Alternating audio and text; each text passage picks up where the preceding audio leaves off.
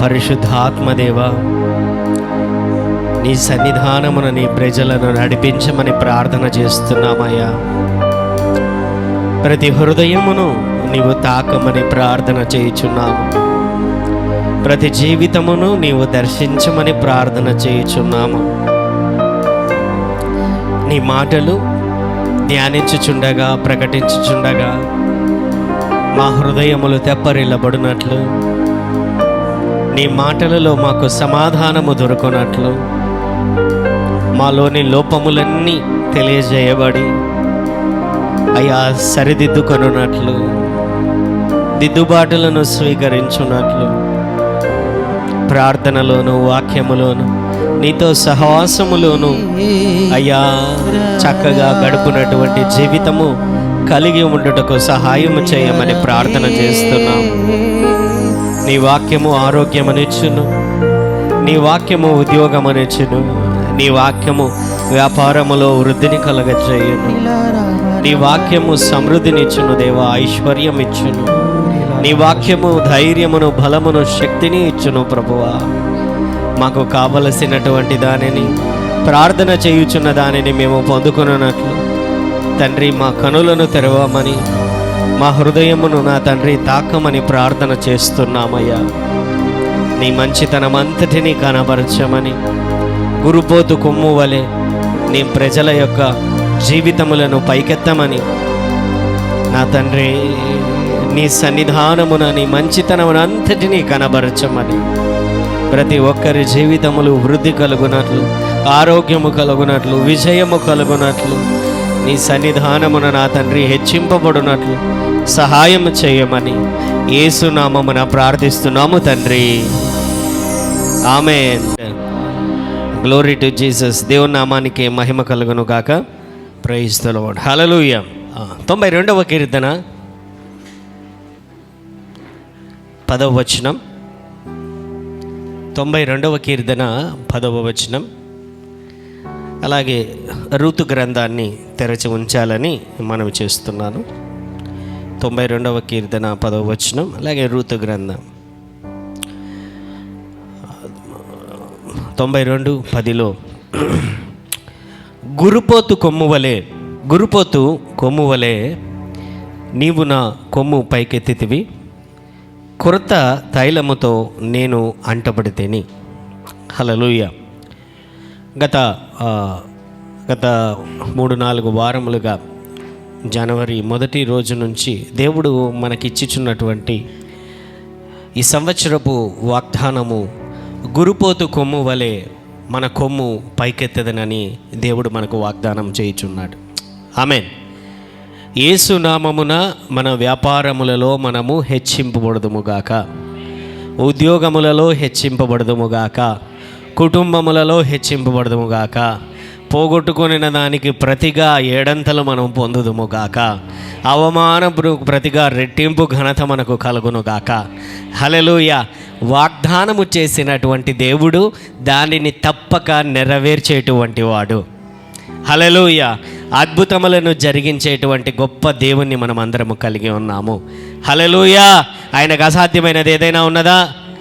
ఏది ఆయనకు అసాధ్యమైనది లేనే లేదు. ఆమేన్. హల్లెలూయా. ఆయన చేయకుండా ఉండలేడు. చెప్పాడా? చేసే తీరుతాడు. ఆమేన్. చెయ్యకుండా ఆయన ఉండలేడు, అదే ఆయనకు చేత కాదు. చెప్పిన దానిని చెయ్యకుండా ఉండలేడు, అదే ఆయనకు చేత కాదు. హల్లెలూయా. ఎంత గొప్ప దేవుణ్ణి మనము కలిగి ఉన్నాము. ఆమేన్.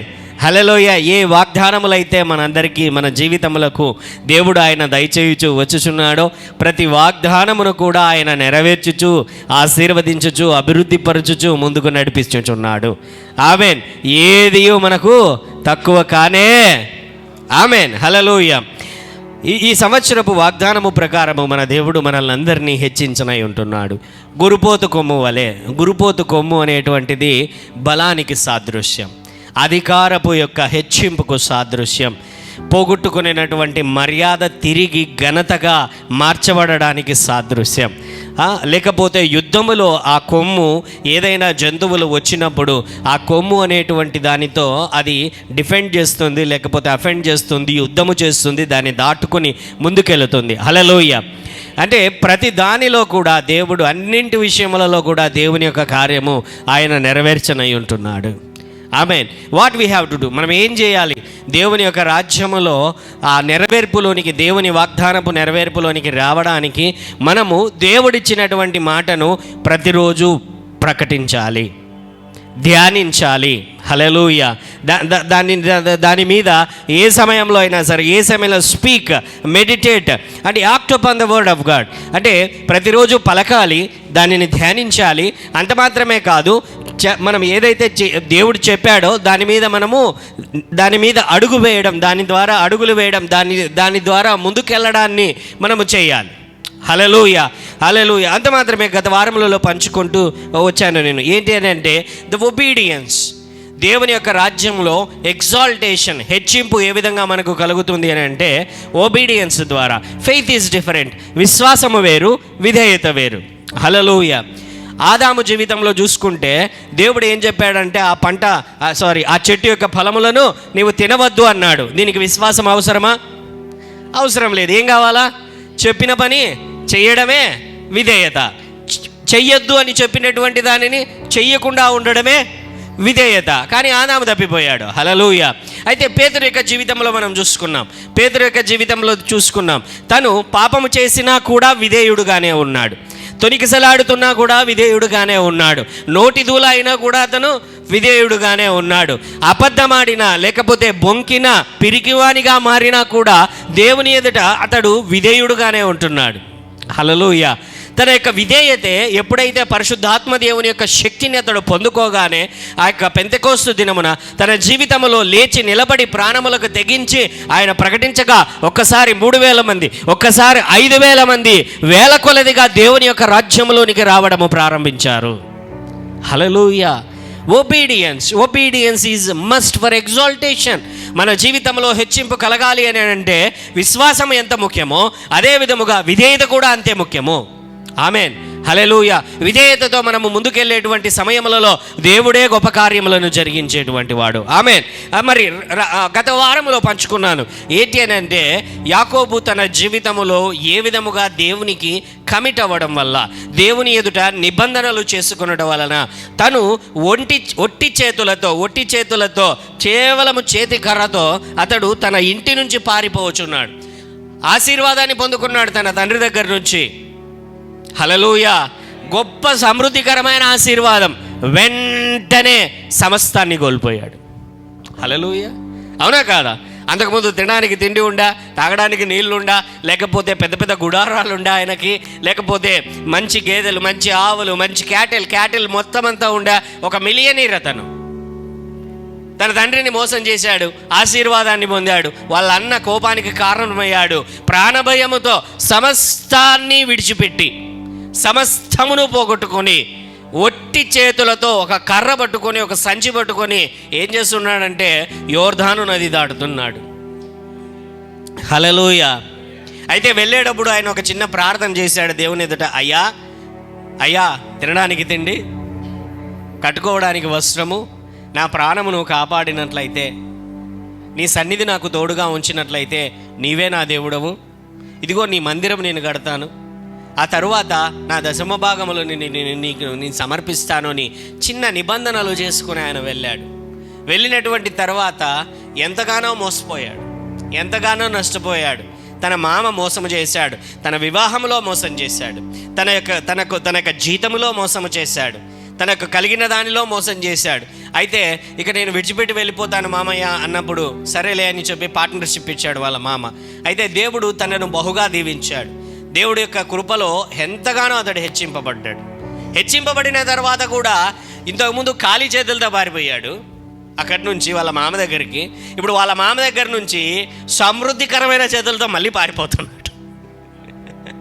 ఫుల్గా ఉంది అయినా కూడా పారిపోతున్నాడు. ఎందుకనంటే అంత కలిగి ఉండేసరికి వాళ్ళ మామ నన్ను చంపేస్తాడనేటువంటి భయంతో. అయితే దేవుడు ఆశీర్వదించిన వాడిని ఎవరు కూడా ముట్టలేరు. హల్లెలూయా, హల్లెలూయా.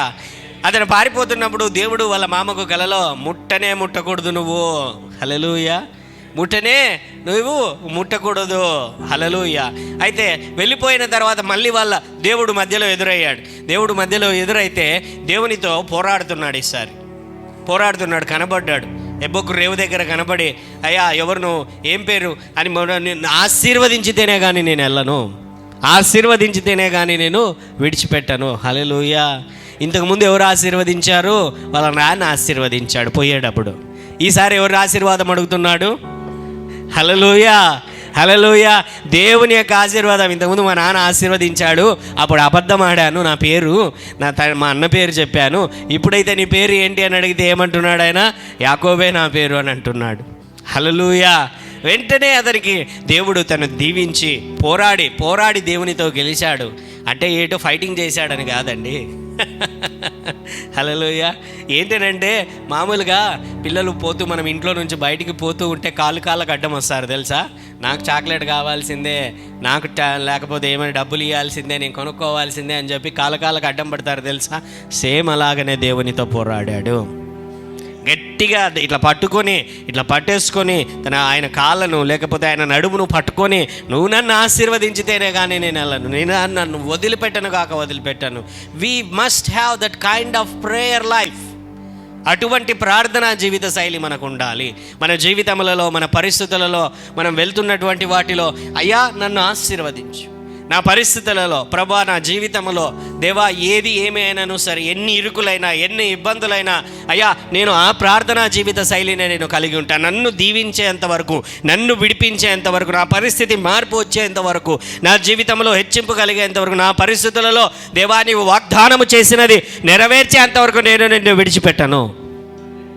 హల్లెలూయా. చాలామంది జీవిత ప్రార్థనా శైలులు ఎలా ఉంటాయో తెలుసా? ఈరోజు ప్రార్థన చేసాం, రేపటికి వచ్చేయాల, రేపటికి రాకపోతే దేవుడు ఇలా దేవుడు చేయలే. హల్లెలూయా, హల్లెలూయా, హల్లెలూయా. సంవత్సరములు కొన్నిసార్లు పట్టింది దేవుని రాజ్యంలో. ఆమేన్, హల్లెలూయా. ద కవెనెంట్స్ ఎగ్జాల్టేషన్, నిబంధనలో ఉన్నటువంటి హెచ్చింపు. ఆమేన్. విధేయతలో ఉన్న హెచ్చింపును చూసుకున్నాం, నిబంధనలో ఉన్న హెచ్చింపును చూసుకున్నాం. ఈరోజు దేవుని యొక్క రాజ్యములో ద ప్లేస్ ఆఫ్ ఎగ్జాల్టేషన్.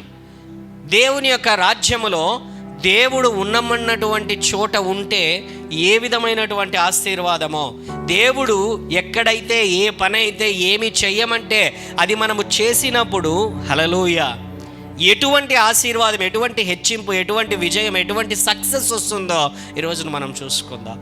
చాలామంది ఏంటనంటే success means having more money, చాలా డబ్బు కలిగి ఉండడం సక్సెస్ అంటారు. లోకరీతిగా సక్సెస్, ఎస్ ఇట్ ఈస్.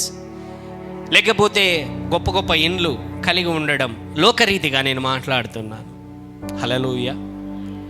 లేకపోతే మంచి మంచి కార్లు, బంగారు, డబ్బు, మంచి పేరు, ఎస్ లోకరీతిగా అది కరెక్ట్,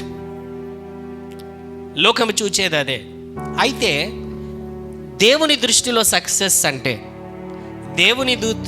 దేవుని దృష్టిలో సక్సెస్ అంటే ఏంటో తెలుసా? హల్లెలూయా. ఆయన చిత్తములో నువ్వు నడవడమే దేవుని దృష్టిలో సక్సెస్. బాగా ఈ మాటలు గుర్తుపెట్టుకోనండి. హల్లెలూయా. దేవుని యొక్క చిత్తములో, దేవుడు చెప్పినటువంటి చోట, చెప్పినటువంటి పని, చెప్పినటువంటి మార్గము నువ్వు చేయడమే దేవుని దృష్టిలో సక్సెస్. హల్లెలూయా, హల్లెలూయా. సి న్యాయాధిపతులు 21వ అధ్యాయము, న్యాయాధిపతులు, ఋతు గ్రంథానికంటే ముందు ఒక పేజ్ అలా తిప్పితే వస్తుంది. న్యాయాధిపతులు 21వ అధ్యాయము చివరి వచనం, 25వ వచనం. ఆ దినములలో ఇజ్రాయేలీయులకు రాజు లేడు, ప్రతివాడును తన ఇష్టానుసారముగా ప్రవర్తించుచు వచ్చెను. ఏమున్నది? ఏమున్నదండి అక్కడ? ఇష్టానుసారముగా ఇజ్రాయేలీయులకు రాజు లేడు. హల్లెలూయా. ఆ దినములలో ఇజ్రాయేలీయులకు న్యాయాధిపతులు ఉండేటువంటి వారు. యెహోషువ నుండి అక్కడ సమూయేలు వరకు న్యాయాధిపతులు ఉండేటువంటి వారు. రాజు లేడు. అయితే విషయం ఏమైందంటే, అడిగేటువంటి వాడు ఎవరు లేరు కాబట్టి ఏమైపోయినదంటే, అడిగేటువంటి వారు ఎవరు లేరు కాబట్టి వారిలో పరిస్థితులలో ఏంటనంటే, ప్రతివాడును తన ఇష్టానుసారముగా పాపము చేయొచ్చు, మార్గము తప్పిపోయి తన యొక్క జీవితములలో ఎటు పడితే అటు వెళ్ళిపోయి ఏ పనులు పడితే ఆ పనులు చేయొచ్చు, ఏది పడితే అది దేవునికి వ్యతిరేకమైన అసహ్య కార్యములన్నీ చేయొచ్చు, తప్పిపోయినటువంటి పాపపు బ్రతుకులో ఉంటున్నారు. అడిగే దిక్కెవరు లేరు. కొట్టినా, తిట్టినా, మోసము చేసినా, సరిహద్దురాళ్ళు మార్చినా, పాపము చేసినా ఎవరు కూడా అడిగేటువంటి పరిస్థితి లేదు. నా ఇష్టము నా బ్రతుకు అనేటువంటి జీవిత శైలి ఇలాగున్నదన్నమాట. అక్కడ రూతు గ్రంథంలోనికి వద్దాం. మొదటి వచనం, రూతు గ్రంథం 1వ అధ్యాయం 1వ వచనం. న్యాయాధిపతులు ఏలిన దినముల యందు దేశములో కరువు కలుగగా. ఏమున్నది? రాజు లేడు, న్యాయాధిపతులు ఏలుతున్నారు. న్యాయాధిపతులు ఏలుతున్నటువంటి కాలంలో ఈ రూతు గ్రంథము, ఈ రూతు యొక్క స్టోరీ మొదలవుతుంది. హల్లెలూయా. నెక్స్ట్ వచ్చేది సమూయేలే. ఎందుకంటే సమూయేలు కూడా న్యాయాధిపతే. సమూయేలు తర్వాత సౌలు రాజు వస్తాడు, సౌలు తర్వాత దావీదు రాజు వస్తాడు. అయితే చివరిగా అనంటే ఎవరంటే సమూయేలు కంటే ముందుగా ఎందుకనంటే రూతు తర్వాత, రూతు యొక్క కుమారుల తర్వాత మనవడు తర్వాత మనవడు ఈ దావీదు. సో ఈ రూతు సమూయేలు కంటే ముందే. న్యాయాధిపతులు ఏలుతున్నటువంటి కాలంలో కరువు రాగా. హల్లెలూయా. కరువు ఎందుకు వచ్చిందో చెప్తున్నా. బైబిల్ ప్రకారం చాలాసార్లు కరువు వచ్చింది బైబిల్లో. కరువు రావడానికి కారణం ఏంటో తెలుసా? మనుషులు చేయుచున్నటువంటి పాపములే. ఏమిటి? మనుషులు చేయుచున్నటువంటి తప్పిపోయిన మార్గములే. న్యాయాధిపతుల గ్రంథం అంతా కూడా మనము చూసినట్లయితే వారు పాపములు చేస్తారు. ముఖ్యంగా కనబడేటువంటి పాపములు 2. మొదటిది విగ్రహారాధన, రెండవది వ్యభిచారము. ఈ 2 పాపములు ఎప్పుడైతే ఎక్కువ అయిపోతున్నాయో, అక్కడ పాపములు చేయడం అధికమైపోతున్నదో గమనించండి, వెంటనే కరువు వచ్చేస్తుంది, లేదా వెంటనే శత్రువులు వస్తారు, వెంటనే యుద్ధములు వస్తాయి. హల్లెలూయా. ఎప్పుడైతే వాళ్ళు యుద్ధము రాగా, కరువు రాగా, ఎప్పుడైతే శత్రువులు వచ్చి నాశనము చేయగా, అప్పుడు దానిని తట్టుకోలేక దేవుని దగ్గరికి వెళ్ళి, అయ్యా నీ చేతులు పైకెత్తి మొరపెట్టి కనికరము చూపు ప్రభువా అని అడగగా, వెంటనే దేవుడు ఒక న్యాయాధిపతిని పైకి లేపుతాడు. It's a cycle. పాపం చేస్తారు, వ్యభిచారం చేస్తారు, విగ్రహారాధన చేస్తారు, చేసిన వెంటనే కరువు వస్తుంది, యుద్ధం వస్తుంది, శత్రువులు వస్తారు, నాశనం వస్తుంది. పాపము పెరిగిపోయినటువంటి తర్వాత ఆ వేదన తట్టుకోలేక అయ్యా అని మొరపెట్టి పశ్చాత్తాపపడతారు. వెంటనే దేవుడు ఒక న్యాయాధిపతిని హెచ్చిస్తాడు. హెచ్చించిన తర్వాత అతడు ఆ శత్రువుల చేతిలో నుండి వారిని విడిపిస్తాడు. విడిపించిన తర్వాత నెమ్మది కలుగుతుంది. నెమ్మది కలగగానే మళ్ళీ పాపం చేస్తారు. మళ్ళీ పాపం చేయగా కరువు వస్తుంది, యుద్ధం వస్తుంది, నష్టం వస్తుంది, పశ్చాత్తాపపడతారు, తట్టుకొనలేరు. అయ్యా కనికరం చూపు అని దేవునికి అడుగుతారు. హల్లెలూయా.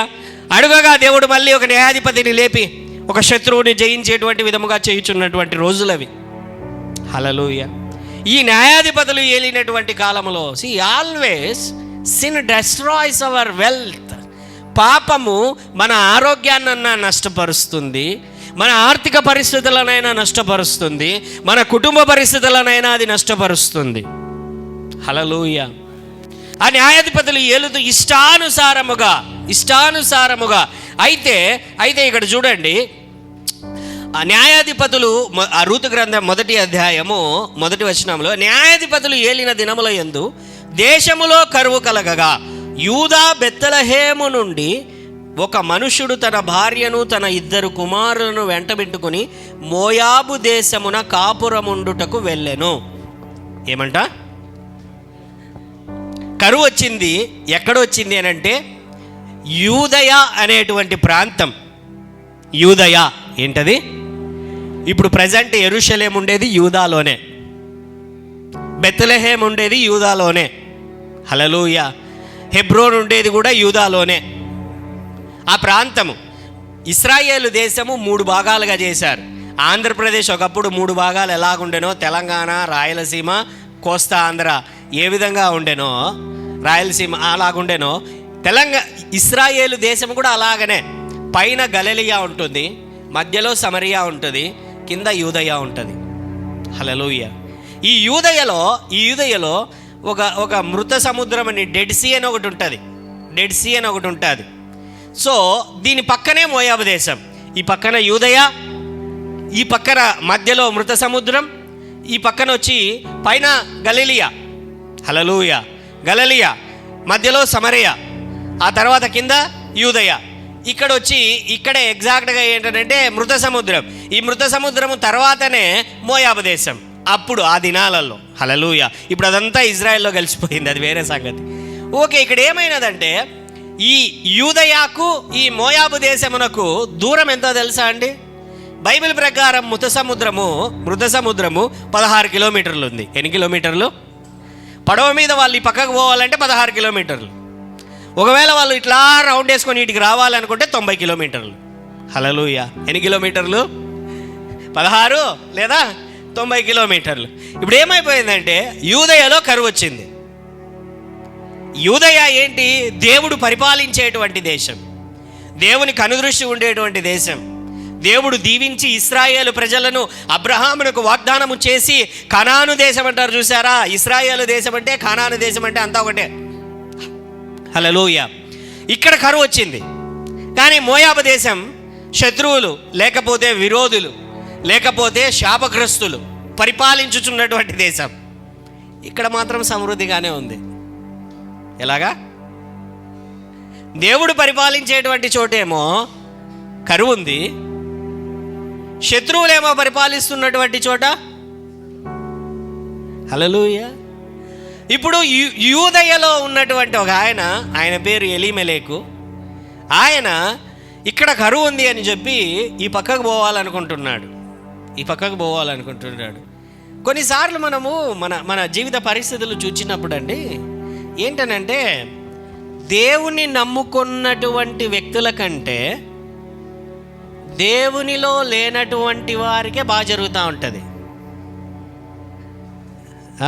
హల్లెలూయా, గట్టిగా అవునా కాదా? చాలా అవును కదా. భలే వ్యాపారం జరుగుతుంది, వాళ్ళకు భలే ఉద్యోగాలు వస్తాయి, అన్నీ చక్కగా జరిగిపోతూ ఉంటాయి. హల్లెలూయా, అవునా కదా? కానీ దేవుని బిడ్డలమైన మనకు కష్టాలు వస్తున్నాయి, ఇబ్బందులు కొన్నిసార్లు, ఇరుకులు కొన్నిసార్లు, సమస్యలు, కన్నీరు. అవునా కాదా? హల్లెలూయా. దీనిని బట్టి, ఈ శ్రమలను బట్టి, ఈ ఇరుకులను బట్టి చాలాసార్లు దేవుని దగ్గర బాధపడినటువంటి పరిస్థితులు ఎన్నో అయ్యా, ఎన్నోసార్లు, ఎన్నో పరిస్థితులు, ఎన్నోసార్లు. కానీ వాళ్ళు చూస్తే బాగున్నారు మన జీవితంలో. సో విషయస్థితులలో కొన్నిసార్లు మనకు కష్టాలు ఎదురవుతాయి. ఎందుకంటే మనం దేవుణ్ణి నమ్ముకున్నాము కదా. హల్లెలూయా. కానీ ఇటువైపు ఉన్నటువంటి వారు, దేవుని నమ్మనటువంటి వారు మాత్రమే చక్కగా ఉంటున్నారు. దీనిని చూపించి సాతాను చాలాసార్లు మనల్ని మోసము చేస్తుంటాడు. హల్లెలూయా. బైబిల్లో అనేకమైన సందర్భాలు ఇటువంటివి ఉన్నాయి. అబ్రహాము, లోతు ఇద్దరికి మధ్య ఆ యొక్క జంతువుల దగ్గర, నీటి దగ్గర కొట్లాట వచ్చింది. అబ్రహాము, లోతు విడిపోవాలనుకున్నప్పుడు లోతుతో అబ్రహాం అంటున్నాడు, నీకు ఏది కావాలంటే అది తీసుకో, నువ్వు ఒకవేళ ఇటువైపు పోతే నేను ఇటువైపు పోతా, నువ్వు ఇటువైపు పోతే నేను ఇటువైపు పోతే నువ్వు ఇటువైపు పో అని చెప్పి ఫస్ట్ నువ్వు కోరుకో అని చెప్తాడు అబ్రహాము తన కుమారుడైనటువంటి లోతుని. అడిగితే లోతు వచ్చి ఏం చేస్తాడో తెలుసా? సొదమ గొమర్రా అనేటువంటి చోటు ఉంటుంది. సొదమ గొమర్రా అనేటువంటి చోటు ఉంటుంది. హల్లెలూయా. ఆ చోటు చాలా సుందరంగా ఉంటుంది, చాలా పచ్చిగా ఉంటుంది, సమృద్ధికరమైనటువంటి చోటు. ఏదేను మనం వలె ఉంటుందంటది. హల్లెలూయా. తాగడానికి నీరు, జంతువులకు నీరు, కావలసిన సమస్తం అంతా ఉంటుంది. హల్లెలూయా. కాబట్టి అబ్రహామా నేను ఆటికే పోతా వెళ్ళాడు. చాలా చక్కగా ఉంది, అది చాలా సమృద్ధిగా ఉంది, వెళ్ళాడు. కానీ బైబిల్ చెబుతున్నది అక్కడ ఉన్నంత పాపము భూమి మీద ఎక్కడా లేదంట. హల్లెలూయా. అక్కడున్న పాపాన్ని చూడడానికి దేవుడే వచ్చాడంట. హల్లెలూయా. అక్కడున్న పాపమును చూచినటువంటి తరువాత బాగా గమనించండి, కేవలము లోతును అతని కుటుంబాన్ని కాపాడడానికి దేవుడు ప్రయత్నించాడు. నీతిమంతుడైనటువంటి లోతును కాపాడడానికి దేవుడు ప్రయత్నించి బయటకు తీసుకొని వచ్చి భూమి మీద అగ్నిని ఆయన కురిపించాడు. హల్లెలూయా.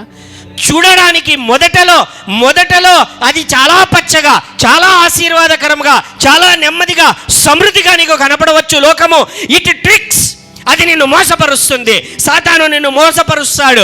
లోకంలో ఉన్న వారిని చూపించి వారు బాగున్నారు, వారు సంతోషంగా ఉన్నారు, వారికి వృద్ధి కలుగుతుంది, వాళ్ళు ఆరోగ్యంగా ఉన్నారు, మాకే కష్టం ఉంది, మాకే ఇరుకుంది, మాకే ఇబ్బంది ఉంది, యేసు ప్రభుని నమ్ముకొని ఏ విధమైనటువంటి ఆశీర్వాదము లేక నలిగిపోతున్నాము అనేటువంటి మభ్యపెట్టేటువంటి మాటలను మనస్సులో ఉంచి నిన్ను అటువైపున లాగుకోవడానికి వాడు ఎన్నో ప్రయత్నములు నిన్ను చేయును.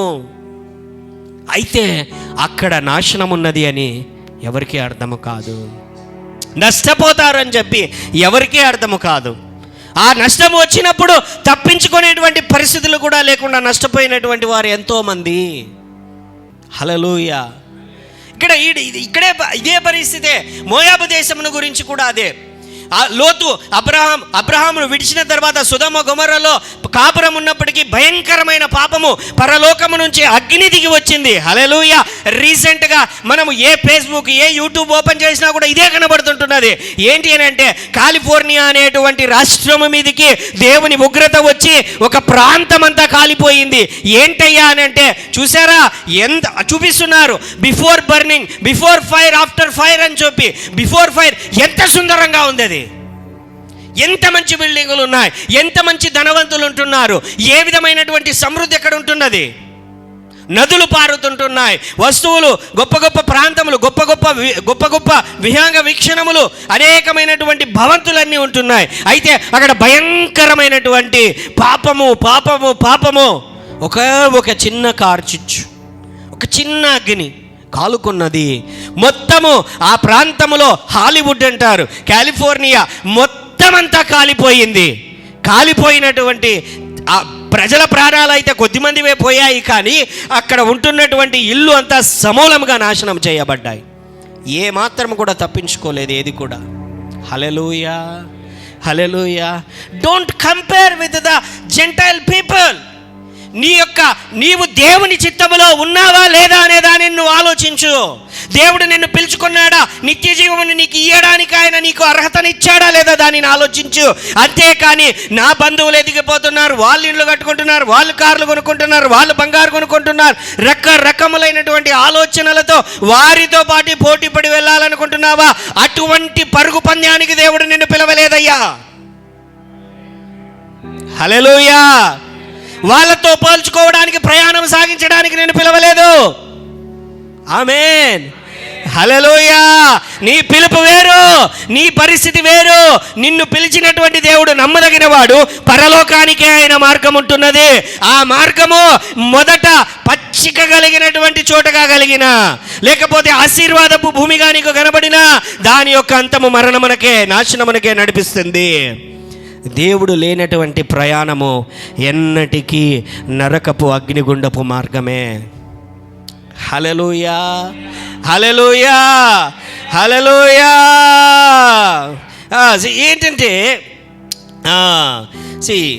లేవియకాండము 26వ అధ్యాయం 16వ వచనంలో లేవియకాండం 26వ అధ్యాయం 16వ వచనంలో ఈ మాటలు ఉంటున్నాయి. ఏంటి అంటే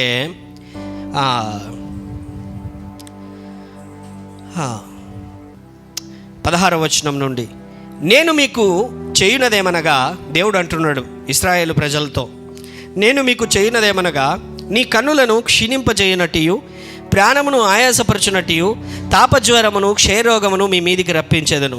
మీరు విత్తిన విత్తనములు మీకు వ్యర్థములగును, మీ శత్రువులు వాటి పంటను తినెదరు. నేను మీకు పగవాడనవదును, మీ శత్రువుల ఎదుట మీరు చంపబడెదరు. మీ విరోధులు మిమ్మును ఏలెదరు, మిమ్మును ఎవరును తరుమకపోయినను మీరు పారిపోయేదరు. ఇవన్నీ సంభవించినను మీరు ఇంక నా మాటలు వినని ఎడల నేను మీ పాపములను బట్టి మరీ 7 మిమ్మను దండించెదను. మీ బలగర్వమును భంగపరిచి ఆకాశమును ఇనుము వలె భూమిని ఇత్తడి వలెను ఉండజేసేదను. హల్లెలూయా. ఈ మాటలు ఎందుకు ఆయన చెప్పాడు అనంటే when we go out of the God's ways, ఎప్పుడైతే దేవుని మార్గములను తప్పి తిరుగుతామో దేవుడంట కష్టమును, కరువును, ఇరుకును, ఇబ్బందిని మన జీవితములలోనికి విడుదల చేసే పరిస్థితి రావచ్చు. And another thing I want to show you another verse ఏంటంటే హెబ్రీ 12వ అధ్యాయము 5-6 వచనాలు. హెబ్రీ 12వ అధ్యాయము 5-6 వచనములలో, మరియు నా కుమారుడా, ప్రభువు చేయు శిక్షను నిర్లక్ష్య పెట్టకుము, ఆయన నిన్ను గద్దించినప్పుడు విసుకకుము. ప్రభువు తాను ప్రేమించు వానిని శిక్షించి తాను స్వీకరించు ప్రతి కుమారుని దండించును అని కుమారులతో సంభాషించున్నట్లు మీతో సంభాషించుచు ఆయన హెచ్చరికను మరచితిరి. హల్లెలూయా. ఏముంటున్నది? ప్రభువు తను ప్రేమించేటువంటి పిల్లలను శిక్షిస్తాడంట, గద్దిస్తాడంట, క్రమశిక్షణలో పెడతాడంట. మనకు నచ్చందే అది కదా, మనకు నచ్చేదే అది. దేవుడు గద్దిస్తే ఇష్టమా? శిక్షిస్తే ఇష్టమా? హల్లెలూయా. లేకపోతే ఆయన కొడితే ఇష్టమా? హల్లెలూయా. కాదండి. చిన్నపిల్లలు లేకపోతే పెద్దగా అవుతుంటున్నప్పుడు, చదువుకుంటున్నప్పుడు తల్లిదండ్రులుగా మీరు శిక్షిస్తారా శిక్షించారా? ఎందుకు? మాట వినలేదనా, లేకపోతే క్రమంలో ఉంటే మంచిదనా? రెండూను. మాట వినలేదని, క్రమంలో ఉండాలని. హల్లెలూయా. మీరు శిక్షించడమే మానేశారనుకోండి, ఏమైపోతుంది? గట్టిగా బ్రతుకే. హల్లెలూయా. మరి దేవుడు శిక్షిస్తే మేలా, శిక్షించకుంటే మేలా? గద్దిస్తే మేలా, గద్దించుకుంటే మేలా? హల్లెలూయా. దేవుడు ఒకవేళ శిక్షించడం మానేశాడా, వెరీ డేంజర్. హల్లెలూయా. అతి భయంకరమైన పరిస్థితి ఇది, దారుణమైన పరిస్థితి. దేవుడే నిన్ను శిక్షించడం మానేశాడంటే ఇంక అంతే. హల్లెలూయా. ఇంకా మాట్లాడే ఏం లేదు ఇంకా. హల్లెలూయా. అందుకే ఏంటి అని అంటే, దేవుడు శిక్షించినప్పుడు కన్నీరు పెట్టు, అయితే పశ్చాత్తాపపడు. దేవుడు గద్దించినప్పుడు తగ్గించుకో, దిద్దుబాటు చేసుకో. హల్లెలూయా. అయితే పశ్చాత్తాపపడి మారు మనస్సు పొందు. నిన్ను ఊరికే గద్దించడు కదా ఆయన, నిన్ను ఊరికే శిక్షించడు కదా ఆయన. హల్లెలూయా. నువ్వు ఆయన మార్గంలో నడుచుచూ ఉంటే ఎంత ఆనందం ఆయనకి, ఎంత సంతోషం ఆయనకి. ఆయన ఆ మార్గములలో మనం నడుచుచున్నప్పుడు యోబును చూచి అన్నాడు కదా ఆయన, చూచావా, సాతాను వచ్చి నిలబడినప్పుడు సైతానా చూసావా, నా కుమారుడైనటువంటి యోబును చూసావా, ఎంత యథార్థవంతుగా అతను ఉన్నాడు అని చెప్పి దేవుడు ఎంత గర్వంగా చెప్తున్నాడో దేవుడు. హల్లెలూయా. అవునా కాదా? హల్లెలూయా. అయితే యోబుకు వచ్చిన శోధనలు వేరు. యోబును శిక్షించలేదు, ఆయన పరీక్షించాడు. శిక్ష వేరు. తప్పు చేస్తే సరిచేయడానికి శిక్ష. హల్లెలూయా. నువ్వు యథార్థంగా వెళ్తున్నప్పుడు దేవుడు పెట్టేటువంటి పరీక్షలు వేరు. అవి శిక్షలు కాదు, పరీక్షలు. హల్లెలూయా. అవి వచ్చాయా, అది ఇంకా గొప్ప ఘనత. ఆమేన్. దేవుని నామం నిమిత్తము పరీక్షలు వచ్చాయా, అవి ఇంకా గొప్ప ఘనత నీ జీవితంలో. పోగొట్టుకునే దానికి ప్రతిగా యోబు 2 ఆశీర్వాదములు, 1000 ఒంటెలకు ప్రతిగా 2000 ఒంటెలు ఆయన పొందుకున్నాడు. హల్లెలూయా. సంతానమును తిరిగి పొందుకున్నాడు, సమస్తమును ఆయన తిరిగి పొందుకున్నాడు. Amen. Hallelujah. That is very different. అయితే మనం నేర్చుకోవాల్సింది ఏంటి అంటే, బాగా గమనించండి, ఇక్కడ కరువు ఉన్నదని, బెత్లెహేములో కరువు ఉన్నదని, దేవుని యొక్క చిత్తములో ఉన్నటువంటి చోట, దేవుడు ఆశీర్వదించేటువంటి చోట, దేవుని ప్రజలందరూ నివాసం ఉండేటువంటి చోట కరువు ఉన్నదని పక్కనే, హల్లెలూయా, 90 కిలోమీటర్లు ఇంచుమించుగా ఇక్కడి నుంచి గుంతకల్ లేదా కదిరి, లేకపోతే ఇంకా కొంచెం అటు ఇటుగా, కర్నూలు కంటే లోపలే, అంతకాడికి ఎక్కువ ఏం లేదు. అంతే, అంత దూరంలోనే బాగా సమృద్ధి ఉంది, బాగా ఉంది. సో ఫ్యామిలీ మీటింగ్ ఏర్పాటు చేసుకున్నాడు ఎలీమెలెకు. ఏర్పాటు చేసుకుని చిన్నోన్ని పెద్దోన్ని పిలిచాడు, మహులోను కిల్యోను భార్య నయోమిని. ఏంటి అని అంటే, బాగా గమనించండి, ఇక్కడ 2వ వచనం ఒకసారి చదువుదాం. ఆ మనుష్యుని పేరు ఎలీమెలెకు, అతని భార్య పేరు నయోమి, అతని 2 కుమారుల పేర్లు మహులోను కిల్యోను. వారు యూదా బెత్లెహేము వారైన ఎఫ్రాతీయులు. ఏమున్నది? ఎఫ్రా గట్టిగా, ఎఫ్రాతీయులు అని అంటే జూబ్లీ హిల్స్. ఏమి గట్టిగా చెప్పండి. ఎక్కడ? ఎఫ్రా యూదయ ప్రాంతంలో, యూదయాలో ఎఫ్రాతీయులు. ఎఫ్రాతీయులు అని అంటే రిచ్ పీపుల్. హల్లెలూయా. భూములు, బంగారు, వస్త్రాలు, లేకపోతే మంచి పేరు ఉన్నటువంటి వారు. ఇక్కడ బైబిల్ అదే చెబుతుంది. అక్కడే మీరు ఇంకోసారి 19వ వచనం చూస్తే, ఎందుకు ఈ మాట నేను చెప్తున్నానంటే, 19వ వచనం చూస్తే, 19వ వచనం, వారు బెత్లెహేమునకు వచ్చినప్పుడు ఆ ఊరి వారందరూ వారి ఎద్దకు గుంపుకూడి వచ్చి, ఈమె నయోమి కదా అని అనుకొనుచుండగా, ఆమె సర్వశక్తుడు నాకు దుఃఖము కలగజేశాను, చాలా దుఃఖము కలగజేశాను, కనుక నన్ను నయోమి అనక మారా అనడి.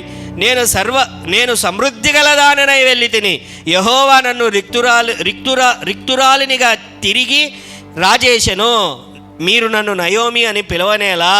ఆమేన్. ఏముంటున్నది అక్కడ? సర్వ సమృద్ధి. ఏమున్నది?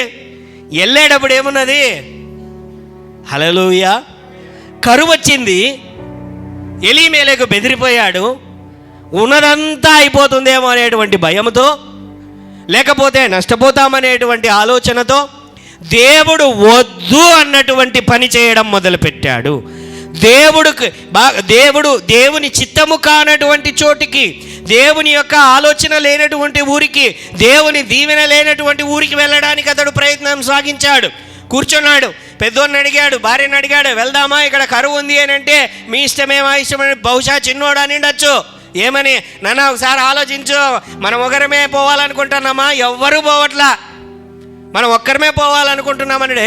నేను పెద్దోడిని, తండ్రిని, చెప్పిన మాట వినవా? జరిగిండొచ్చు కదా డిస్కషన్. ఒక ఊరికి మొత్తం అంతా ఎత్తుకొని పోయేటప్పుడు ఎంత లేదన్నా వాళ్ళకు 20 సంవత్సరాల పైనే ఉంటుంది ఇద్దరికి వయస్సు. ఎందుకంటే అక్కడికి వెళ్ళగానే పెళ్లి చేశాడు ఆయన. పెళ్లి చేశాడు వాళ్ళిద్దరికి. ఒక ఆమెను రూతుని, పెద్ద ఆయనకు రూతుని ఇచ్చాడు, రెండో ఆయనకు ఓర్పా అనేటువంటి ఆమెనిచ్చి మోయాబు దేశమునకు వెళ్ళినటువంటి తర్వాత వాళ్ళిద్దరికి పెళ్లి కూడా చేశాడు అక్కడ. హల్లెలూయా. దేవుడు ఆశీర్వదించిన చోట కరువు వచ్చిందని చెప్పి, దేవుని యొక్క కనుదృష్టి లేని, దేవుని యొక్క దీవెన లేనటువంటి చోటికి వెళ్ళి అక్కడ బ్రతకడము ప్రారంభించాడు. హల్లెలూయా. దేవుని యొక్క చిత్తం ఉన్న చోటనే దేవుని యొక్క ఆశీర్వాదం ఉంటుంది. దేవుడు చెప్పినటువంటి పనిలోనే దేవుని ఆశీర్వాదం ఉంటుంది. దేవుడు ఉండమన్నటువంటి చోటనే, ఎక్కడైతే మనం ఉంటామో అక్కడే దేవుని ఆశీర్వాదం ఉంటుంది. దేవుడు నిన్ను ఏ సంఘమునకైతే అంటుకట్టబడ్డాడో, ఏ సంఘములో అయితే నిన్ను ఎదిగించుచున్నాడో ఆ సంఘములోనే నీకు దీవెనకరమైన వర్షములు కురియును. Hallelujah. Hallelujah. It is true. Not because I am pastor, నేను పాస్టర్ను కాబట్టి నా సంఘంలో అందరూ ఉండాలి, మా వారు ఎక్కడికి వెళ్ళకూడదు అనేటువంటి ఒక ఆలోచనతో నేను చెబుతున్నానని మీరు అనుకున్నా అది కాదు. Hallelujah. So many people will come. అనేకమైనటువంటి గొప్ప గొప్ప దైవజనులు, ఉన్నతులు అనేటువంటి వారు వస్తారు, మీటింగ్స్ పెడతారు, వెళ్తారు. లేకపోతే ఇదే అనంతపురంలోనే అనేకమైనటువంటి మంచివారు, చాలా చక్కగా వాక్యం చెప్పగలిగిన వారు ఉంటారు. అయితే నీకు ఏర్పాటు చేసినటువంటి సంఘము, నీ మీద ప్రార్థనాపరులుగా ఉంచబడినటువంటి నాయకులు, నీకంటూ ఒక ఏర్పాటు అనేటువంటిది దేవుడు ఏర్పాటు చేసినటువంటి చోటన నువ్వు ఉండాలి. హల్లెలూయా. దేవుని దీవెనకరమైన వర్షములు నీ జీవితం మీదకి కురియడానికి దేవుణ్ణి అడుగు. నీకు ఏది దేవుడు ఏర్పాటు చేశాడో అక్కడ నేను ఉండాలి. హల్లెలూయా. అక్కడికి నీవు వెళ్ళాలి. ఆమేన్. అయితే ఈ మోయాబు దేశానికి ఈయన కరువు వచ్చిందని, అక్కడ ఏదో ఉందని చెప్పి అక్కడికి వెళ్తున్నాడు. జంతువులలో రెండు కనబడతాయి. ఏంటనంటే వాటికి బలం ఉంటే పోరాడతాయి, బలం లేకపోతే పారిపోతాయి. మనుషులు కూడా బలం ఉంటే పోరాడతారు కష్టం వస్తే, బలం లేకపోతే పారిపోతారా? మూడోది ఉంది, దేవుడు మనుషులకు ఇచ్చాడు. ఏంటో తెలుసా? అది విశ్వాసముతో నిలబడము. హల్లెలూయా.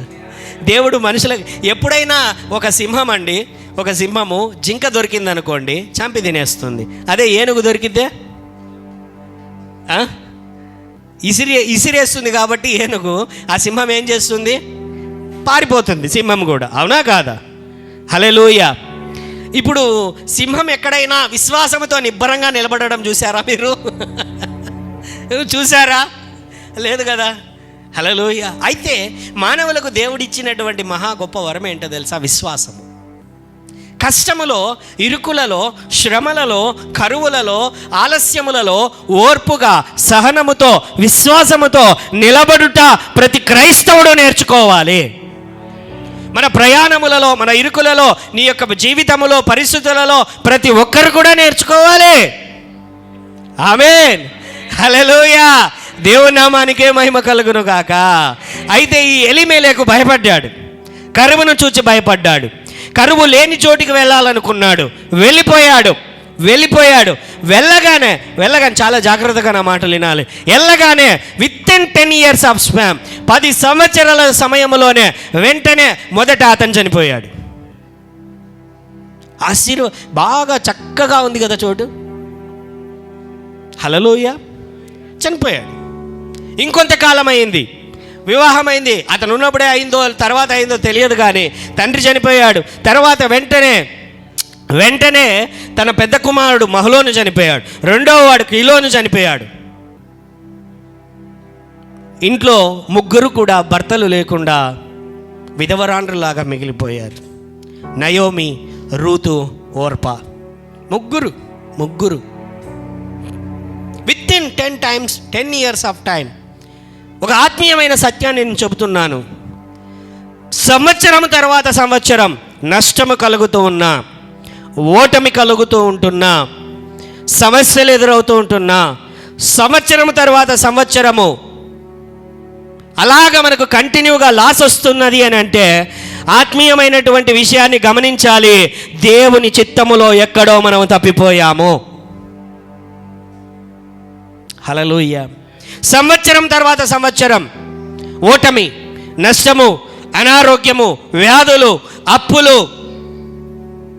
వ్యాపారము జరగకపోవడము, లేకపోతే ఎంత ప్రయత్నించినా విజయము సాధించకపోవడం. సంవత్సరం తర్వాత సంవత్సరం.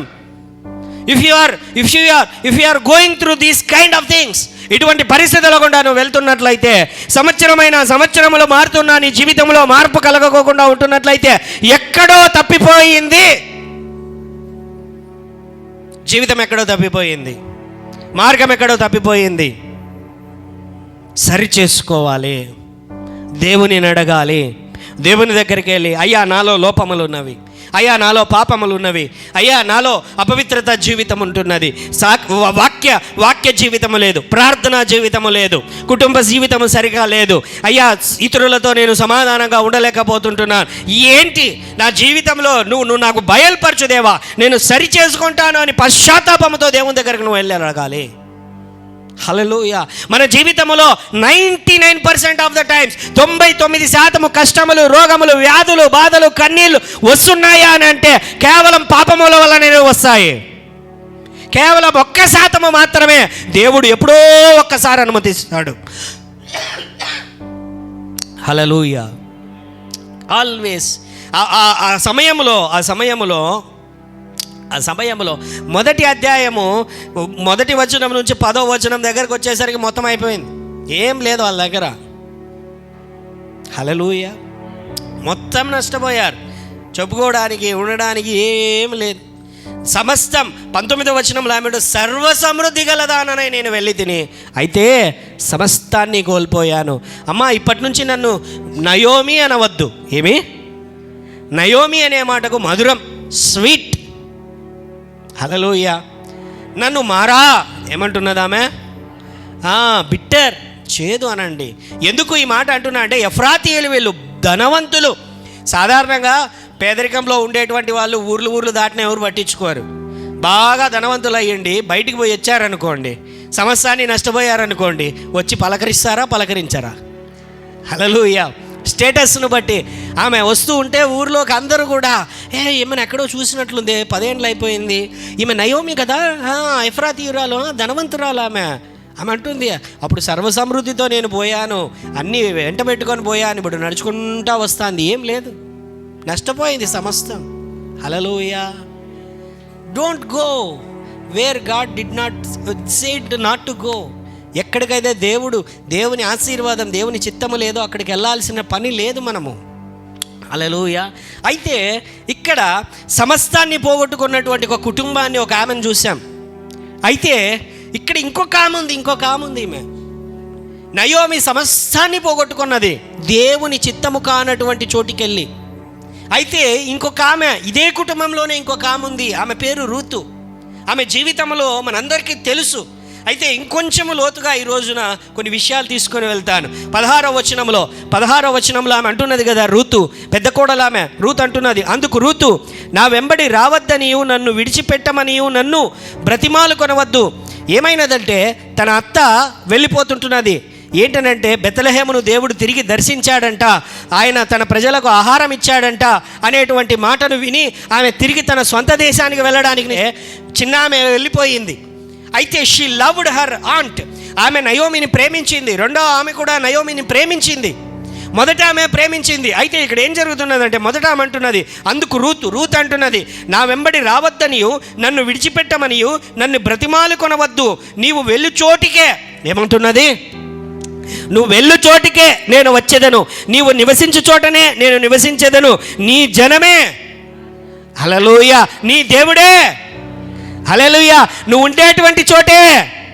ఒకప్పుడు కరువు అని వచ్చేసారు కదా, హల్లెలూయా, ఆ కరువు ఉన్న చోటైనా పర్వాలేదు, నీ దేవుడు ఎవరో ఆ దేవుణ్ణే నేను వెంబడిస్తాను. ఆమేన్, హల్లెలూయా.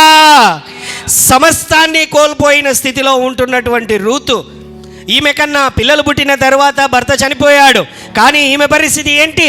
అప్పుడప్పుడే పెళ్ళయింది, పిల్లలు కూడా కలగలేదు, ఇంకొక జీవితం తను చూసుకొనవచ్చు. అయితే తను తన జీవితాన్ని నిర్ణయించుకున్నది, దేవుడు ఉండేటువంటి చోటికే నేను వెళ్ళాలని, దేవుని చిత్తమున్న చోటే నేను నివసించాలని. ఆమేన్, హల్లెలూయా, హల్లెలూయా.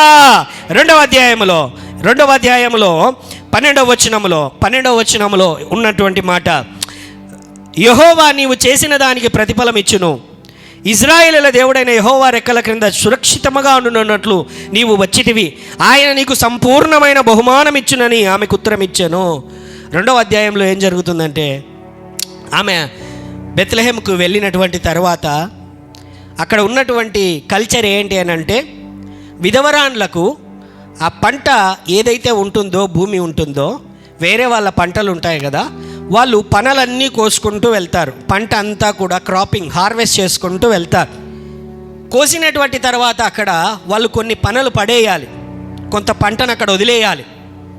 వాళ్ళు కోసేటప్పుడు ఏదైనా కింద పడిపోయిందా అది ఎత్తి మళ్ళీ గంపలోకి వేయకూడదు, కూర్చుకొనకూడదు. దేవుడు అక్కడ ఏర్పాటు చేసిన నియమం. అది ఎవరి కొరకు అని ఏర్పాటు చేయబడిందంటే పరదేశులకు, విధవరాండ్ల కొరకు. అక్కడ ఆ భూమి పంట వదిలిపెడితే వాళ్ళకు భూమి ఉండదు కాబట్టి ఆ పంట కింద పడిపోయిన పంటను ఏరుకోవడానికి. ఇప్పుడు ఈమె వెళ్ళింది, రూతు. తన అత్త చెప్పింది నయోమి, ఏంటి అని అంటే, నువ్వు ఏదైనా పంట పొలానికి వెళ్తే కింద పడిపోయినవన్నీ ఏరుకొనిరా, మనకు తినడానికి ఉంటుంది అని చెబితే, పేదరికం, బహు కఠినమైన పేదరికం, తినడానికి తిండి కూడా జరగనటువంటి పేదరికం, సమస్తాన్ని కోల్పోయినటువంటి పరిస్థితి, నష్టపోయినటువంటి పరిస్థితి, ఏమి కూడా లేనటువంటి పరిస్థితులలో, ఆ పరిస్థితులలో ఆమె ఉండాల్సినటువంటి అవసరం లేదు. హల్లెలూయా. అయితే ఆమె తన అత్తను ప్రేమించింది, తన దేవుణ్ణి ప్రేమించింది. అయితే వెళ్ళినటువంటి సమయంలో బోయజు అనేటువంటి ఈయన ఎవరో కాదు, ఈమెకు బంధువుడు అవుతాడు, తన భర్తకు అన్న అవుతాడు, ఆమె భర్త చనిపోయిన వ్యక్తికి అన్న అవుతాడు.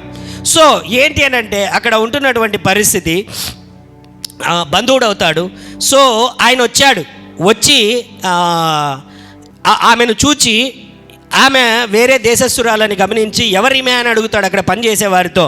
ఈమె మోయాబీయురాలయ్య రూతు, ఇదిగో నయోమి నీ యొక్క బంధువురాలు ఉంది కదా, ఆమె యొక్క కోడలు, మహులోను భార్య అని అనగానే ఆయనకు ఆమె మీద దయ కలిగి ఏం చేశాడంటే, ఇదిగో అమ్మ, నువ్వు ఏ పంట పొలానికి వెళ్ళవద్దు, ఈ పంట పొలంలోనే ఉండు, నీకు కావలసినవి వేరుకొని వెళ్ళు, ఎక్కడికి వెళ్ళవద్దు, ఇక్కడ ఉన్నటువంటి యవ్వనులకు నిన్ను ముట్టవద్దు అని చెప్పి నేను చెప్పాను, నీవు జాగ్రత్తగా ఇక్కడే ఉండి నీకు కావలసిన దానిని తీసుకో అని దయ చూపుతాడు. ఆమె అడుగుతుంది, ఏమని అడుగుతుంది అంటే, అయ్యా నా మీద ఇంత దయ చూపడానికి కారణం ఏంటయ్యా అని అడుగుతుంది ఆమె. హల్లెలూయా, హల్లెలూయా. ఆయన చెప్తాడు ఏంటి అని అంటే, అమ్మ నువ్వు అక్కడి నుంచి మీ అత్త కోసం వచ్చావు, మీ అత్త మాట విన్నావు, మీ అత్తతో పాటు వచ్చావు, ఈ ప్రజలను ప్రేమించావు, దేవుణ్ణి ప్రేమించావు, నీవు ఎరిగినటువంటి దానిని, నీవు చేసిన ప్రతిదానిని నేను ఎరిగి ఉన్నాను అని చెప్పి ఆయనకు దీవెన దయచేసి, ఆమెకు దీవెన దయచేశాడు. Hallelujah, hallelujah. And I want to say another thing. I want to teach the one good thing. కోడళ్ళారా, మీకు దీవెన కలగాలనంటే అత్తలను ప్రేమించండి. హల్లెలూయా. అత్తలను సేవించండి. Hallelujah. Another thing I want to say ఇంకొక విషయం చెప్తున్నాను. అత్తలారా నయోమి వలె ఉండండి. హల్లెలూయా. ఇరువురికి దేవుని వాక్యము, ఇరువురికి రెండంచెల ఖడ్గం, అది రెండంచెల ఖడ్గం. హల్లెలూయా. నేను చెప్పేటువంటి మాటలు వాక్యములో నుంచి నేను తీసుకొని వస్తున్నాను. ఆమేన్, హల్లెలూయా. సో ఇద్దరు కోడళ్ళు అత్తను ప్రేమించారు. ఏంటి, ఇద్దరి కోడళ్ళు అత్తను ప్రేమించారు. ఆ అత్త ప్రేమగా లేకపోతే కోడళ్ళు ప్రేమించేవారా? నీతో పాటు వస్తానని ఆమె వచ్చేదా? రూతు అమ్మయ్య పీడ విరుగుడైపోయిందిరా అనుకునేదా కాదా? హల్లెలూయా, హల్లెలూయా. అర్థమవుతున్నదా నేను చెబుతున్నటువంటి మాట? అత్తలారా, ఒక అమ్మాయి మన ఇంటికి వస్తున్నది అని అంటే ఏంటి అని అంటే, కూతురు ఇంటికి వస్తున్నదని అర్థము. కోడళ్ళారా, ఒక అత్త ఇంటికి మీరు వస్తున్నారు అని అంటే మీరు మీ తల్లి ఇంటికి వస్తున్నారు అనేటువంటి సత్యాన్ని మనం గమనించాలి. Amen, hallelujah. So always love each other. And I want to say one small request to all. అత్తలకి కోడళ్ళకి నేను ఇచ్చేటువంటి చిన్న సలహా ఏంటంటే, ప్రతిరోజు సాయంత్రము ఒక అర్ధగంట 15 నిమిషాలు మీరు మాత్రమే ఇద్దరు కలిసి ప్రార్థన చేసుకోండి. హల్లెలూయా. సంసారము, కుటుంబం చాలా సంతోషంగా ఉంటుంది. ఆమేన్. Yes it is. మీరిద్దరు కలిసి ప్రార్థన చేసుకుంటే దేవుని దీవెన వర్షము బహుఘనముగా మీ కుటుంబముల మీదకి విడుదల చేయబడుతుంది. దేవుని యొక్క దీవెనలు బహుగా కుమ్మరింపబడతాయి. చిన్న జీవితం మంది, భర్త, భార్య, అత్త, మామ, లేకపోతే ఆ సర్కిల్లో ఒకరో ఇద్దరో ఫ్రెండ్స్ ఉంటారు. ఎంత చిన్న జీవితం చూడండి, ఎంత చిన్న జీవితం. బంధువులు ఉంటారు, ఆ సర్కిల్ బయటే. సంఘస్థులు ఉంటారు, ఆ సర్కిల్ బయటే. కానీ ఆ సర్కిల్లో ఎవరుంటారు? భర్త, భార్య, అత్త, మామ, ఇటువైపు అత్త, మామ, తల్లిదండ్రులు, పిల్లలు, అంతా కలిపిన ఒక 10 మంది ఆ సర్కిల్లో ఉండేది. ఇంకా న్యూక్లియర్ ఫ్యామిలీస్ అయిపోయినాయి, సపరేటెడ్ ఫ్యామిలీస్ అయిపోయినాయి. ఉంటే అత్త, కోడలు, లేకపోతే భర్త, భార్య, అత్త, మామ, ఒక 4 ఆ సర్కిల్లో ఉండేది. హల్లెలూయా. వారితో సమాధానంగా ఉంటే, సంతోషంగా ఉంటే, ప్రేమగా ఉంటే కుటుంబం ఎంత ఆశీర్వాదకరంగా ఉంటుంది, జీవితం ఎంత సంతోషకరంగా ఉంటుంది. Very little life. 1000 సంవత్సరాలు బతకడానికి భూమి మీదకి రాలా మనం. హల్లెలూయా, హల్లెలూయా. ఉండేది 70, 80, 90, 100, అంతలోనే కనపడి ఇంతలోనే ఆవిరయ్యే జీవితం అని ఒక వర్షను. హల్లెలూయా. బలం ఉంటే 80 ఏళ్ళు అనేది ఇంకో వర్షను. నేను విశ్వాసంతో 120 ఏళ్ళు బతుకుతానది ఇంకో వర్షను. హల్లెలూయా. ఎప్పుడైతే నేను దేవుని దగ్గరికి వెళ్ళాల్సిండేది కన్ఫామ్. హల్లెలూయా. దేవుని నమ్ముకుంటే దేవుని దగ్గరికి వెళ్తాం. మరి ఉన్నంతకాలం సంతోషంగా ఉందామా, సమాధానంగా ఉందామా, నెమ్మదిగా ఉందామా, దీవెనకరముగా ఉందామా? Hallelujah, hallelujah. Always have communion, compassion, love, peace. Hallelujah. ఎప్పుడైతే అది మన కుటుంబాలలో ఉంటుందో దీవెనకరము వర్షములు కురుస్తాయి, నెమ్మది కలుగుతుంది. బోయాజ్ అంటున్నాడు, అమ్మా నీ అత్తకు చేసిన దానిని అంతా నేను విన్నాను, కాబట్టి ఈ దీవెనను నీకు దయచేస్తాను. ఆమేన్, హల్లెలూయా. అంత మాత్రమే కాదు ఆయన అంటాడు, నీ ప్రవర్తన అంతా నేను ఎరిగి ఉన్నాను. ఏమంటాడు ఆయన? 3వ అధ్యాయము 1వ వచనంలో, 3వ అధ్యాయం 1వ వచనంలో, ఆమె అత్త అయిన నయోమి, నా కుమారి నీకు మేలు కలుగునట్లు నేను నీకు విశ్రాంతి విచారింపవలసిన దానను కదా. ఆమె అంటున్నది వాళ్ళ అత్త, అమ్మా నువ్వు యవనస్తురాలివి, నీకు విశ్రాంతి అంటే నీకు పెళ్లి చేయాల్సినటువంటి బాధ్యత నా మీద ఉన్నది అని అత్త అంటున్నది. హల్లెలూయా. పెళ్లి కానటువంటి పిల్లలారా, మీకు విశ్రాంతి కలగజేసే బాధ్యత దేవునిదే. హల్లెలూయా. మీకు ఉద్యోగం ఇవ్వాల్సినటువంటి బాధ్యత, ఇచ్చేటువంటి బాధ్యత దేవునిదే. మీకు గర్భములు తెరిచేటువంటి బాధ్యత దేవునిదే. మీ యొక్క వ్యాపారం వృద్ధి చేసే బాధ్యత దేవునిదే. భయపడవద్దు, దిగులు పడవద్దు, చింతపడవద్దు. నీకు విశ్రాంతి కాలములు వచ్చునుగాక, నెమ్మదితో కూడిన సంవత్సరములు కలుగునుగాక, విజయము కలుగునుగాక.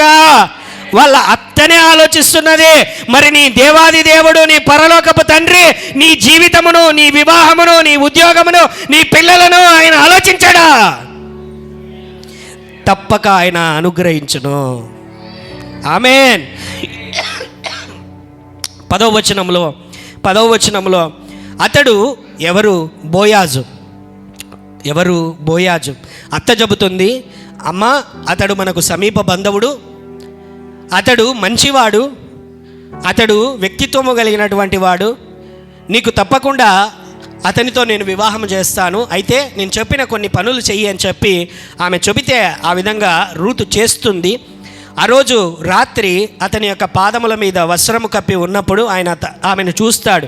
ఏమ్మా ఇక్కడ ఉన్నావు అని అడిగితే, అయ్యా నన్ను వివాహము చేసుకో, నీకు సమీప బంధువురాలను అని చెబితే, తప్పకుండా నేను వివాహం చేసుకుంటాను అని చెప్తాడు. 10వ వచనంలో, అతడు నా కుమారి, యెహోవా చేత నీవు దీవెన నొందిన దానవు, కొద్దివారినే కానీ గొప్పవారినే కానీ యవ్వనస్తులను నీవు వెంబడింపక ఎండుట వలన నీ మునుపటి సత్ప్రవర్ధన కంటే వెనుపటి సత్ప్రవర్ధన మరీ ఎక్కువైనది. ఏమంటున్నది? సత్ప్రవర్ధన. ఏమంటున్నది దేవుని వాక్యము? సత్. గట్టిగా చెప్పండి, సత్ప్రవర్ధన. హల్లెలూయా. ఈ దినాలలో ఈ సత్ అనే మాట ఎగిరిపోయింది. ఇది హల్లెలూయా. 10 మందితో తిరిగి 10 మందితో చాట్ చేసి దేవుని దగ్గరకు వచ్చి, పరిశుద్ధుడైన పురుషుడు కావాలి దేవా, పరిశుద్ధమైన కన్యక కావాలి నాయన. హల్లెలూయా.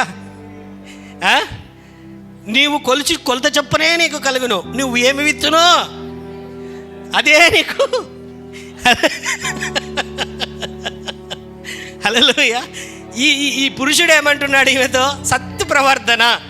నీ మునుపటి ప్రవర్తన కంటే తరువాత ప్రవర్తన చాలా చక్కగా ఉందమ్మా, నేను వివాహం చేసుకుంటాను అని చెబుతున్నాడు. సత్ ప్రవర్తన. హల్లెలూయా. నేను అప్డేట్ అయిపోయిందండి. ఈ కాలం చాలా అప్డేట్ అయిపోయింది. 30 ఏళ్ళ కిందట ఏమనేవాళ్ళు అంటే, అటు 7 తరాలు ఇటు 7 తరాలు చూడాలి రానేవాళ్ళు. ఎన్ని తరాలు? అటు 7. ఒక 10 ఏళ్ళ కిందట 10 ఏళ్ళ కిందట కుటుంబం బాగుంటే చాలే నాయన. ఈ పక్క కుటుంబము, ఆ పక్క కుటుంబము. ఇప్పుడు రన్ అవుతున్న ట్రెండ్ ఏంటో తెలుసా? ఇప్పుడు ప్రజెంట్ అమ్మాయి బాగుంటే చాలే, అబ్బాయి బాగుంటే చాలే. వాళ్ళ అమ్మ నాయన ఎట్లుంటే ఏముంది, వీళ్ళ అమ్మ నాయన ఎట్లుంటే ఏముందో. హల్లెలూయా, హల్లెలూయా. ఫారిన్ కల్చర్ ఎట్లుందో తెలుసా? ఇండియా కల్చర్ ఇట్లుంది, ఈ అమ్మాయి బాగుంటే చాలు, అబ్బాయి బాగుంటే చాలు. ఫారిన్ కల్చర్ ఎట్లుందో తెలుసా ఇప్పుడు? హల్లెలూయా. పెళ్ళైన తర్వాత పెళ్ళి కాకముందు ఎట్లుంటే ఏముందిలే. ఫారెన్లో పెళ్ళి కాకముందు ఎట్లుంటే ఏముందిలే, పెళ్ళి అయిన తర్వాత నమ్మకంగా ఉంటే చాలంట. హల్లెలూయా. yes it is running, జరుగుతుంది. గుర్తుపెట్టుకోండి నా మాట. ఇంకొక 10-20 సంవత్సరాలలో ఏం జరుగుతుందో తెలుసా? పెళ్ళైనటువంటి తర్వాత అన్ని చోట్ల ఒక తర్వాత కల్చర్ వచ్చేస్తుంది. వీడు ఒక 5 మందితో ఉన్నాడు, ఆ అమ్మాయి ఒకరితోనే ఉంది. ఈ అబ్బాయి 5 మందితో ఉన్నాడు, ఈ అబ్బాయి అయితే ఒకరితోనే ఉన్నాడు, వీడైతే మేలు ఒకరొకరితోనే ఉన్నాడు, ఈయన చూసుకుందాం. ఎస్, జరిగేది అదే. ఓ 10-15 సంవత్సరాల తర్వాత జరిగేది అదే. ఎక్కువ అంటే పాపం ఏ తక్కువ ఉంటే దాన్ని సెలెక్ట్ చేసుకోవడం. పాపం ఉంటుంది, ఎవడెక్కువ పాపాత్ముడో వాడొద్దు, తక్కువ పాపం ఉండేవాడు ఏంటే. అలాగైపోయింది ప్రవర్తనలు. 24 గంటలు అమ్మాయిలు ఎంబడి, 24 గంటలు అబ్బాయిలు ఎంబడి విచిత్రమైన ప్రవర్తనలు.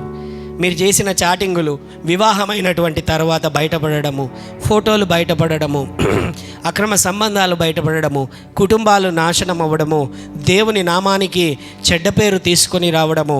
అటువంటి జీవిత శైలి విడిచిపెట్టండి యవ్వనస్తులారా. సరైన మార్గము కాదు, దేవుని మార్గము కాదు. దేవుని ఎదుట నీతియుక్తమైన జీవితము, నువ్వు ప్రార్థన జీవితము కలిగి ఉన్నప్పుడు శ్రేష్టమైన జీవితము కలిగిన వారిని దేవుడే, నీకు తగినటువంటి వాడిని దేవుడే నడిపిస్తాడు. ఆమేన్. నమ్మదగినవాడు, అన్యాయస్తుడు కాదు ఆయన. తప్పుడు నిర్ణయములు తీసుకున్న దేవుని ఎదుట క్షమాపణ అడుగు. ప్రభువా కనికరము చూపు, దేవా నడిపించు అని అడుగుము. హల్లెలూయా. 4వ అధ్యాయంలో బోయాజు అందరినీ పిలిచి అడుగుతాడు. ఆయన కంటే సమీపుడు ఇంకొకడు ఉన్నాడు, బంధువుడు. అయ్యా ఆమెను పెళ్లి చేసుకుంటావా? చేసుకుంటా అంటాడు ఆయన. అయితే ఆమె భూమిని తీసుకుంటావా అంటే తీసుకుంటా. అయితే ఆమెను పెళ్లి చేసుకుంటావా అంటే చేసుకోను అంటాడు. అయితే చివరికి పెద్దలందరూ కూడా అక్కడ మాట్లాడిన తర్వాత, అయ్యా రూతుని నువ్వే వివాహము చేసుకో అని చెప్పి బోయజు వివాహము, రూతు వివాహము ఘనముగా దేవుడు జరిగించాడు. చప్పట్లు కొట్టి దేవుని నామాన్ని. I want to say one word. ఇక్కడ ఒక మాట నేను చెప్తానండి. చాలా ప్రత్యేకమైన గ్రంథం ఇది, రూతు గ్రంథం. ఎందుకో తెలుసా? బోయజుతో కానీ, నయోమితో కానీ, రూతుతో కానీ దేవుడు ఒక్కరితో కూడా మాట్లాడలేదు. హల్లెలూయా. మాట్లాడాడు ఎక్కడైనా? ఎక్కడ మాట్లాడాల? అయితే దేవుని యొక్క మార్గములందు తప్పిపోయి ఎలీమెలెకు నయోమి కుటుంబము సమస్తాన్ని కోల్పోయింది. అయితే దేవుడే నా దేవుడు అనేటువంటి, యెహోవాయే నా దేవుడు అని దేవుని మార్గములను వెంబడించింది. దేవుని స్వరాన్ని కూడా ఆమె వినలేదు. Hallelujah. Another thing I want to say, it is my life. ఒకప్పుడు నా జీవితం ఇది, సమస్తాన్ని కోల్పోయినటువంటి జీవితం. దేవుణ్ణి ఒకసారి ప్రార్థన చేసుకుంటూ అడిగాను, ప్రభువా ఏమున్నది రూతు జీవితము? భర్తను కోల్పోయింది, అవునా? ఆస్తి కోల్పోయింది, అవునా? తిరిగి దేవుడున్న చోటుకు వచ్చింది, అవునా? ఆ ప్రాంతానికి వచ్చింది. ఆమెకు ఒక మంచి వ్యక్తితో, ధనవంతునితో వివాహం అయ్యింది. ఏమున్నది ఇందులో? అవునా? వెరీ ప్లెయిన్గా మనం ఆలోచిస్తే ఏమున్నది ఇందులో? వివాహం, భర్త చనిపోయాడు, ఇంకొక వివాహం ఆమె చేసుకున్నది, అంతే కదా ఇక్కడ. హల్లెలూయా. దేవుడు ఏం చెప్పాడో తెలుసా? అప్పుడు ఒకే ఒక్క మాట, కోల్పోయిన జీవితములను, నష్టపోయిన జీవితములను, ఓడిపోయిన జీవితములను తిరిగి సుందరముగా రూపించగలిగిన వాడను అనడానికే ఈ గ్రంథాన్ని ఇందులో పెట్టాడు ఆయన. హల్లెలూయా. హల్లెలూయా. వై? బికాజ్ ఇప్పుడు ఈ ప్రపంచంలో చూచుకుంటే ఎన్నో విడిపోయిన కుటుంబములు, ఎన్నో నష్టపోయినటువంటి జీవితములు, ద్రోహము చేయబడిన జీవితములు, లేకపోతే జీవితములు నష్టపోయి ప్రాణముల మీదకి తెచ్చుకొని జీవితాన్ని నాశనం చేసుకున్నటువంటి బ్రతుకులు అందరికీ ఒక మాదిరిగా రూతును దేవుడు ఏర్పాటు చేశాడు. దేవుని నమ్మిన ఎడల, ఆయన మార్గములలో నడిచిన ఎడల, హల్లెలూయా, పేద దానిగా లేకపోతే నష్టపోయి దివాలా తీసినటువంటి వ్యక్తిని ఆ యొక్క పొలములో ఒక దాసిలాగా, ఒక సర్వెంట్ లాగా ఉన్నటువంటి అమ్మాయిని తీసుకొని వెళ్ళి ఆ యొక్క పొలమునికే యజమానురాలులాగా దేవుడు చేశాడు. లేచి నిలబడి దేవుని యొక్క నామమును గట్టిగా చప్పట్లు కొడుతూ, నష్టపోయిన జీవితము, విరిగిపోయిన జీవితము, సమస్తము కోల్పోయినటువంటి జీవితము అయినను యేసును వెంబడించినట్లయితే సమస్తమును తిరిగి పొందుకునే విధముగా, నూతనమైనటువంటి జీవితముగా, ఆశీర్వదింపబడినటువంటి జీవితముగా, వృద్ధి కలిగేటువంటి జీవితముగా దేవుడు చేయగలడు. ఆయన వైపున చూచుచు క్లోజ్ అవర్ ఐస్. దేవా హెచ్చింపును, ఎగ్జాల్టేషన్ను నువ్వు దయచేసావు తండ్రి. కఠినమైన పేదరికము నుండి, దారిద్ర్యత నుండి, నష్టము నుండి,